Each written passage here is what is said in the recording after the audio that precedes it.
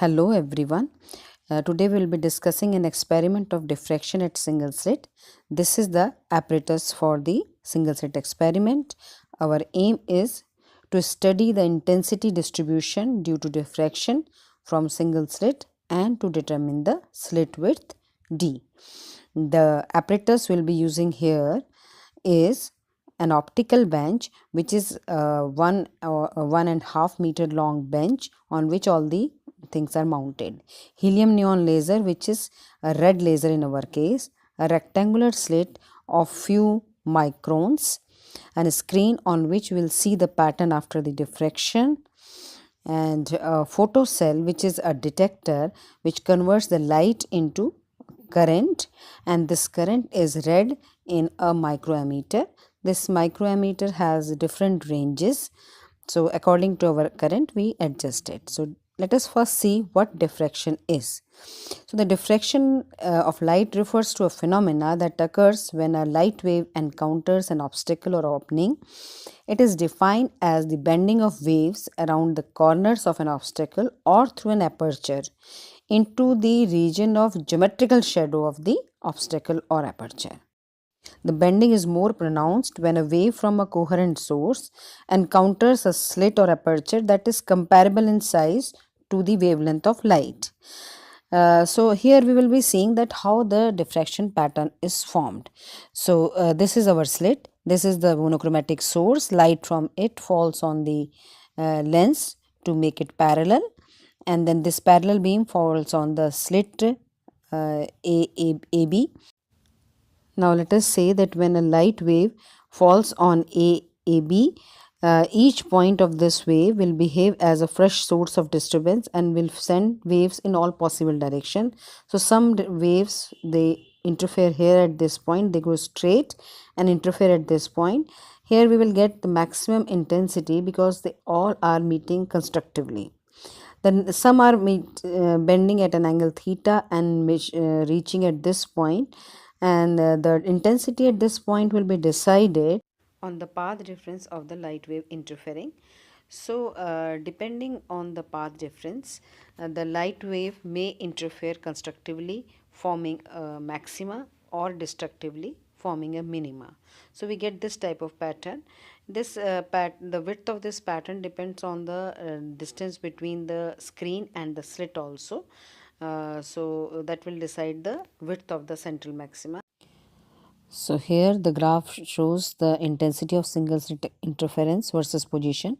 We can see that the width of the central maxima is largest as compared to the other maximas, and it is more intense also. So the formula used here is that the slit width is given by d is equal to 2d lambda upon beta, where capital D is the distance between the slit and the screen, and lambda is the wavelength of the helium neon laser, which in our case is 632.8 nanometer. Beta is the width of the central maxima. The first minima on either side of central maxima is given by the condition, that is d sin theta is equal to m lambda. So now let us perform the experiment. This is our experimental setup. So let us start with here. This is our laser. This is the laser source. We must switch on the laser at least 15 minutes before we start our experiment.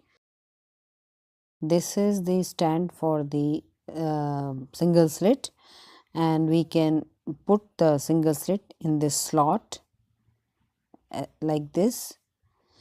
Then this is the screw with which we can change the height of the slit, and this with the help of this screw we can change the inclination of it. Now we come to the detector part. So this is the detector, and which is again have the arrangement for the changing the angle as well as the height of it. Connected to the detector we have this micrometer screw arrangement. So this is the main scale, this is circular scale. When we move this, our detector moves in one direction. So suppose we are moving in clockwise direction, it is moving in the left side, and when we are moving it anti-clockwise, it will be moving in right side. So this detector output is given to the micrometer, and this micrometer has this display and has different ranges. So now let us switch on the power supply to get the laser light, and this falls on the slit, and we get this type of pattern on the screen. You can see I am moving this screen towards the slit. So you can see that the size of the central maxima and other maxima is decreasing. We observe a reverse pattern when we take the detector away from the screen. So now let us take the readings of it. So as we can see that when light falls on the detector, it gives output on the microammeter. So we can change the range, select the range according to our current. We have different ranges here. Yes. And this detector, now what we do is, this is micrometer screw, and we change the position, take the position on the micrometer screw, and then take the reading of the microammeter, and we go on doing this. We have to move this only along in one direction, otherwise there will be error, and then we take it from other side to this side and continuously take the reading. Note one thing, that we have to take a number of readings to get the actual shape of the intensity curve. We can see with the help of a screen, we can put our detector at say second minima, and then start taking the readings and go on the say on the left side. Suppose on this pattern we can see that we are taking from this second minima and going to the other second minima, that is second minima on the other side, and then come back to the same thing. Again I am repeating that we must take a number of readings so that we get the exact intensity pattern. Otherwise we may miss some of the points and the curve will not come out to be the same. So this is the only thing we have to do, that change the position of the micrometer screw and take the reading, to change it again, then take the reading, and so on as close as possible.